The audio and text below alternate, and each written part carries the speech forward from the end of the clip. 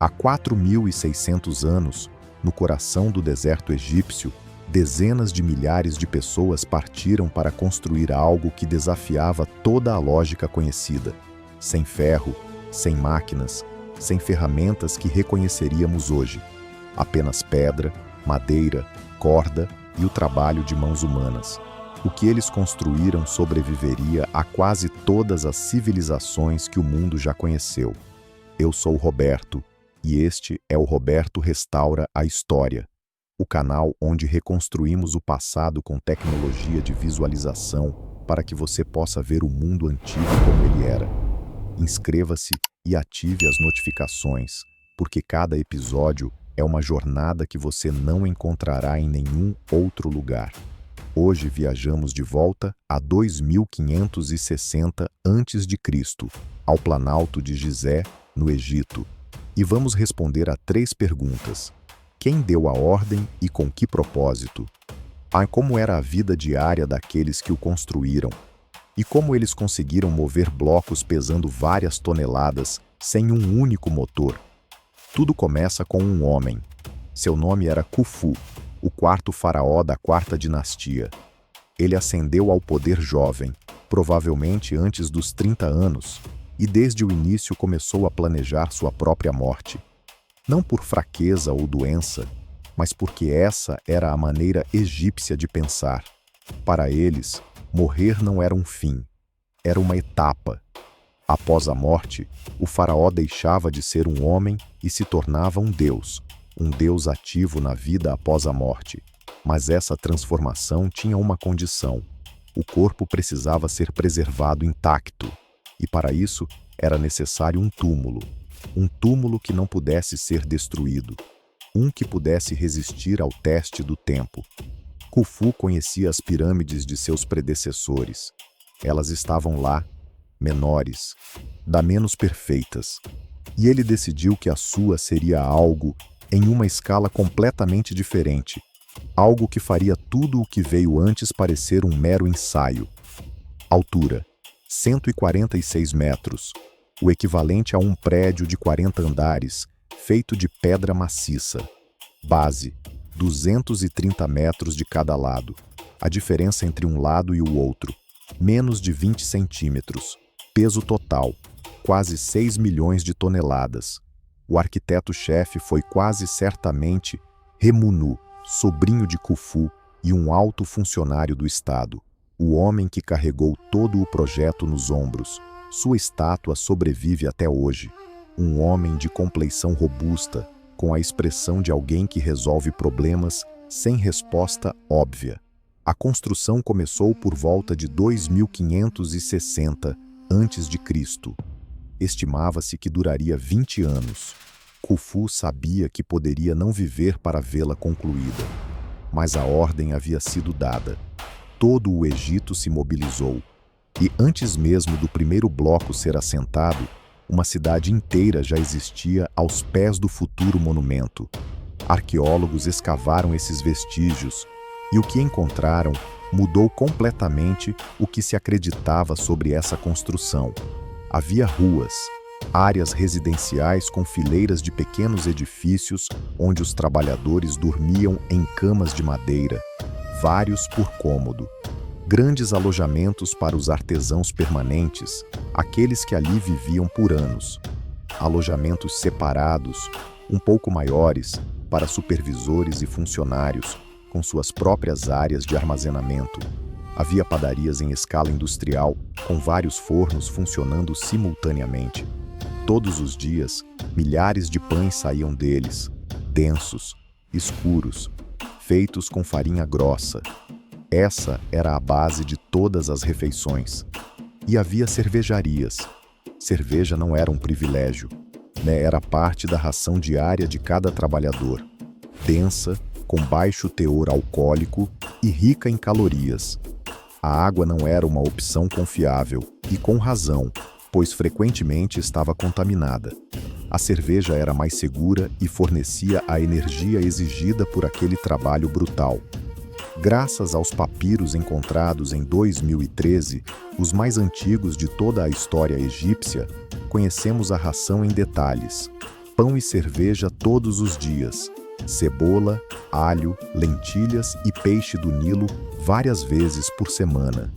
Carne com menos frequência, mas presente. Gado e ovelhas eram sacrificados regularmente, especialmente durante os principais festivais e a cada vez que uma nova etapa da construção da pirâmide era concluída. Para os padrões da época, era uma refeição decente, até melhor do que a que a maioria dos agricultores egípcios tinha em suas próprias terras. E mais algo mais surpreende ainda mais os pesquisadores. Havia médicos. Quando os arqueólogos começaram a estudar os ossos no cemitério local, encontraram algo inesperado. Fraturas que haviam cicatrizado bem, colunas quebradas que haviam sido reparadas, amputações das quais a pessoa havia sobrevivido por anos, até mesmo sinais de trepanação craniana com sobrevivência subsequente. Eles não eram escravos abandonados à própria sorte. Havia assistência médica e era competente, porque um artesão qualificado tinha valor. Não se podia simplesmente substituí-lo pela próxima pessoa que aparecesse. As pessoas que construíram a pirâmide não eram uma massa anônima. Elas eram organizadas com uma precisão quase militar. A unidade básica era uma equipe de cerca de 20 homens. Cada equipe tinha seu próprio nome, um nome que eles mesmos haviam escolhido, orgulhoso e combativo. Inscrições foram esculpidas nas paredes da pedreira e nos próprios blocos. Amigos de Quéops, os bêbados de Miquerinos, aqueles que buscam Quéops. Eles mesmos as deixaram como assinatura de artesão, como marca de pertencimento. Várias equipes formavam uma brigada maior. Cada brigada tinha um capataz. Acima do capataz estava um inspetor-chefe, e assim, passo a passo, até chegar a Remunu, que supervisionava todo o projeto. Entre os trabalhadores, havia dois tipos: os permanentes, pedreiros especializados, carpinteiros, escultores, topógrafos, que viviam ali por anos, alguns por toda a vida profissional. Suas famílias eram enterradas no cemitério local. E os trabalhadores sazonais, agricultores egípcios que chegavam durante a cheia anual do Nilo, aproximadamente entre junho e outubro. E com os campos inundados e a agricultura paralisada, o Estado faraônico mobilizou trabalhadores de todo o país. Depois, eles retornaram para casa. No ano seguinte, alguns voltaram. Era trabalho forçado? De certa forma, sim. Era uma obrigação imposta pelo Estado, não uma escolha voluntária no sentido moderno. Mas havia comida, assistência médica e algo mais: status. Construir a pirâmide do faraó era uma honra intrínseca à forma como essas pessoas entendiam o mundo e a religião. Você estava ajudando seu Deus a alcançar a eternidade. Isso tinha peso. Todas as manhãs, essas pessoas se levantavam antes do amanhecer, recebiam seu pão e cerveja, reuniam-se com suas equipes de trabalho e marchavam em direção à pedra. Imagine o que isso significava na prática. Verão egípcio, o planalto de Gizé, um canteiro de obras a céu aberto e sem um único canto com sombra. Ao meio-dia, a temperatura ultrapassava os 40 graus Celsius, 104 graus Fahrenheit. O chão de pedra queimava se você encostasse a palma da mão nele. E naquele calor, homens arrastavam trenós carregados com blocos de 2 toneladas por horas a fio. Insolação não era incomum. Era algo corriqueiro. Um homem desmaiava instantaneamente. Às vezes se recuperava, às vezes não. Havia caminhões-pipa ao longo das rotas, mas é muito difícil saber se a quantidade era suficiente para dezenas de milhares de pessoas no auge do verão. Provavelmente não. Doenças assolavam o acampamento regularmente. Superlotação, banheiros compartilhados, esgoto a céu aberto. As condições perfeitas para infecções intestinais. A disenteria matava silenciosamente e rapidamente, especialmente aqueles já debilitados pelo esforço físico. Problemas oculares causados por poeira e areia eram praticamente universais entre aqueles que trabalhavam ali por mais de uma temporada. A maioria dos blocos da pirâmide era feita de calcário comum, e a pedreira ficava literalmente aos pés do sítio arqueológico. A maior parte da pedra foi extraída ali mesmo, no Planalto de Gizé, de uma pedreira localizada ao lado do canteiro de obras. Essa pedreira ainda é visível hoje, uma grande depressão escavada na rocha, onde outrora trabalhavam equipes de pedreiros. O processo era o seguinte: primeiro, marcava-se a linha do bloco a ser extraído. Em seguida, ao longo dessa linha, abria-se um sulco estreito usando cinzéis de cobre e martelos de pedra. O cobre é mais macio que a rocha, então os cinzéis se desgastavam rapidamente. Eles eram afiados repetidamente. Estima-se que somente esse projeto consumiu várias toneladas de cobre, uma quantidade enorme para a época. Depois, cunhas de madeira eram inseridas no sulco.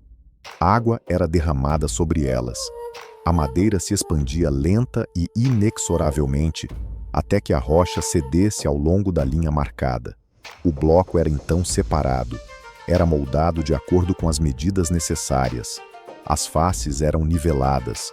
Alguns blocos exigiam precisão de relojoeiro, especialmente os do revestimento externo. As juntas entre eles são tão justas que nem mesmo a lâmina de uma faca consegue passar. Isso não é por acaso. É o resultado de anos de trabalho artesanal. Mas o calcário era apenas parte do material. As câmaras internas e seus tetos precisavam de granito, duro, quase indestrutível, capaz de suportar milhões de toneladas de pressão. E o granito não estava aqui, e ele vinha de Aswan, a 800 quilômetros ao sul. Lá, às margens do Nilo, pedreiros egípcios abriam veios de granito e extraíam blocos monolíticos que pesavam até 80 toneladas. 80 toneladas, o peso de 60 carros modernos. Como os transportavam? Pelo rio. Durante a época das cheias, quando o Nilo se alargava e sua correnteza diminuía, esses blocos colossais eram carregados em barcaças de madeira de fundo chato. Dezenas de homens eram responsáveis por manter o equilíbrio enquanto a embarcação flutuava rio abaixo. 800 quilômetros por água, semanas de viagem. E então, por meio de canais escavados especificamente para esse fim, os blocos chegavam diretamente ao local da construção. O Nilo não era apenas um rio, era a espinha dorsal de todo o projeto. Sem ele, a pirâmide não teria sido possível. Da margem do rio até o local da construção, e a pedra era transportada por terra. E aqui os egípcios aplicaram uma solução simples, mas notavelmente eficiente. O bloco era colocado sobre um trenó de madeira, uma estrutura pesada feita de vigas grossas amarradas com corda. Rolos cilíndricos de madeira eram colocados embaixo, e à frente do trenó caminhava um homem com um grande recipiente despejando água sobre a areia. Parece um detalhe insignificante, mas físicos calcularam que a areia úmida reduz o atrito em quase metade. Um balde de água equivalia ao esforço economizado por dezenas de homens. Murais egípcios descobertos recentemente retratam exatamente essa cena. O homem com o vaso à frente, o trenó com o bloco atrás e dezenas de trabalhadores puxando cordas ao longo de trilhos especialmente preparados, compactados, alisados e nivelados. E vestígios desses trilhos foram encontrados por arqueólogos. No auge da atividade, cerca de 340 novos blocos chegavam aqui todos os dias, 15 blocos por hora, um bloco a cada 4 minutos, do nascer ao pôr do sol. Cada um pesava 2,5 toneladas, cada um era movido à mão. E aqui começa a maior questão. Como esses blocos eram içados a alturas de 50, 100, 140 metros, sem polias, guindastes ou qualquer mecanismo de elevação? A única resposta em que a maioria dos pesquisadores concorda é rampas. Mas o tipo exato ainda é motivo de debate. A opção mais óbvia seria uma rampa reta do chão até o topo. Os números descartam essa possibilidade imediatamente. Para ter uma inclinação prática, essa rampa teria que ser mais longa que a própria pirâmide e exigiria quase a mesma quantidade de material para ser construída. Inviável. E uma hipótese mais sólida é a da rampa em espiral, que circundava o exterior da pirâmide e crescia com ela, como uma escada em espiral enrolada ao redor da estrutura. Para os níveis inferiores, teria funcionado, mas nos níveis superiores, onde a pirâmide se estreita e o espaço é escasso, as coisas se complicam. Em 2017, uma equipe de arquitetos franceses propôs uma teoria apoiada por evidências físicas encontradas dentro da própria estrutura: rampas internas, passagens estreitas e inclinadas que percorrem o interior da pirâmide em espiral, de um nível para o outro. Os blocos teriam sido içados de dentro para fora, através desses canais, usando sistemas de berços de madeira e equipes de homens puxando cordas. Essa teoria resolve várias questões que antes permaneciam sem explicação, mas também não é definitiva. A verdade é que não sabemos ao certo. A pirâmide guarda seu segredo. O que sabemos é o seguinte: durante 20 anos, todos os dias, essas pessoas resolveram o problema do zero. Transportaram, içaram, nivelaram, verificaram ângulos e alinhamentos com uma precisão que qualquer construtor moderno invejaria. E no dia seguinte começavam tudo de novo. Por dentro, a pirâmide não é simplesmente um bloco sólido de pedra. É um sistema cuidadosamente projetado. A Grande Galeria, um corredor de 9 metros de altura cujas paredes se projetam para dentro, desviando o peso de milhões de toneladas de pedra para os lados em vez de para baixo. As câmaras de alívio acima do sarcófago do faraó. 5 espaços vazios que absorvem a pressão acumulada de cima. E cada uma dessas soluções é resultado de um pensamento de engenharia sem paralelo em qualquer lugar do mundo naquela época. 20 anos é muito tempo, mesmo hoje. Naquela época, era uma geração inteira. Aqueles que começaram a construir a pirâmide quando jovens a terminaram na velhice, se é que viveram o suficiente. Alguns não viveram. Seus ossos contam as histórias de ferimentos, pernas estilhaçadas, colunas fraturadas, traumatismos cranianos. Quando um bloco de 2 toneladas se soltava do trenó, ninguém lhe dizia onde você estava. Os ossos no cemitério ao lado da pirâmide são um documento silencioso.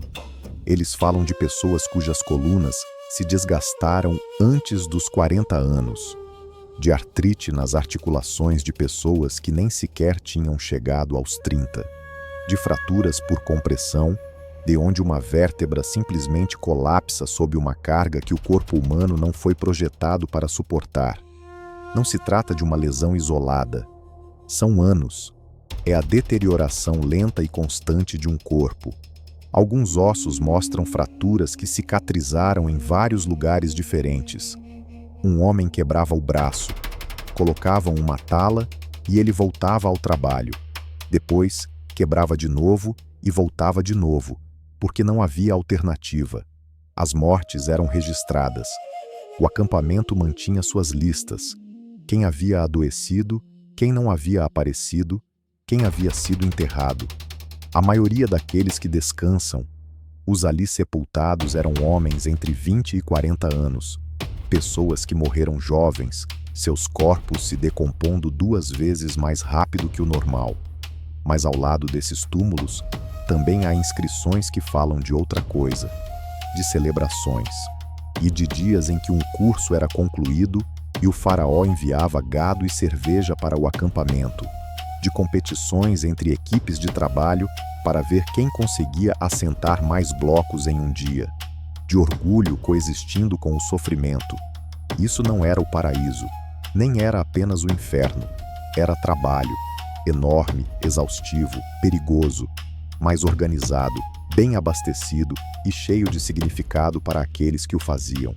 chega o dia que todo o Planalto de Gizé esperava há 20 anos. A pirâmide está quase terminada. Milhares de pessoas a cercam. Os sacerdotes recitam suas orações. E em direção ao topo, a 146 metros de altura, a última pedra se ergue. O piramidão, uma pequena pirâmide que coroa a estrutura.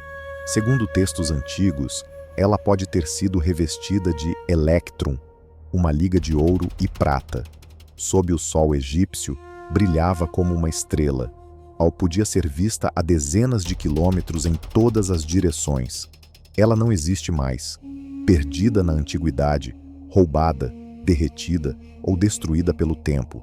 Mas ela esteve lá, e no momento em que se ergueu, algo se tornou completo, algo para o qual não há palavra exata. 20 anos, entre 20 mil e 30 mil pessoas, 2,5 milhões de blocos de pedra, cobre, madeira, corda, água e areia, e os corpos daqueles que foram sepultados na terra seca do Egito, ao lado do que haviam construído. Nos 3.800 anos seguintes, a Grande Pirâmide foi a estrutura mais alta do planeta. Hoje, estamos em sua base e não conseguimos compreendê-la completamente, porque entre nós e aquelas pessoas existe um abismo temporal, outro mundo, outros deuses, outros medos. Mas há algo que compartilhamos. Eles queriam que isso durasse para sempre, e conseguiram.